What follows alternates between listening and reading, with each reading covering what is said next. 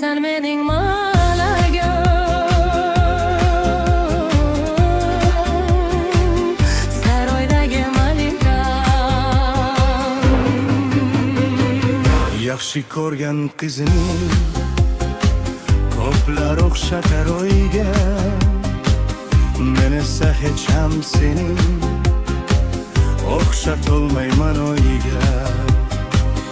Bilib qo'ygan yaxshiroq, hatto oyning dogi bor, yuzing tiniq beg'ubor, ochiq chehrang bahor. Hey malagim kulib boq, yuragimni olding o, sen bor joyda bahor bor, ko'nglimda faqat sen bor. Hey malikam yaqin kel, bir tabassuming yetar, Juda juda yoqasan, yuragimni yondirar.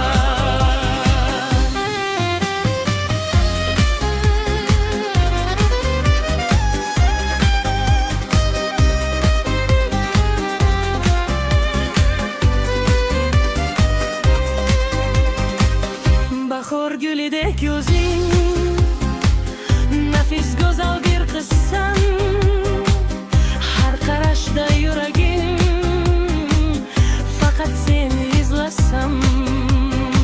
Ko'zlaringda bor jilo, yuragimni yondi devor. Senday go'zal bu dunyo, topilmas yana takror.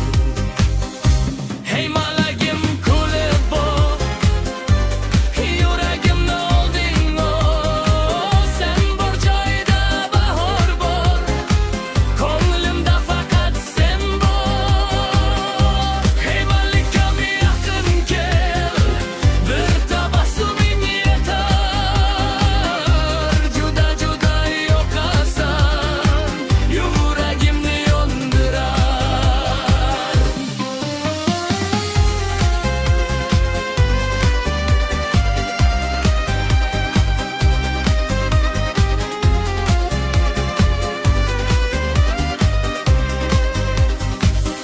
Oh ko'zli malagim,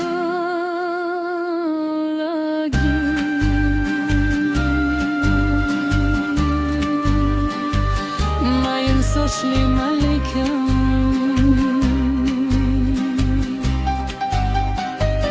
sensan mening yagona,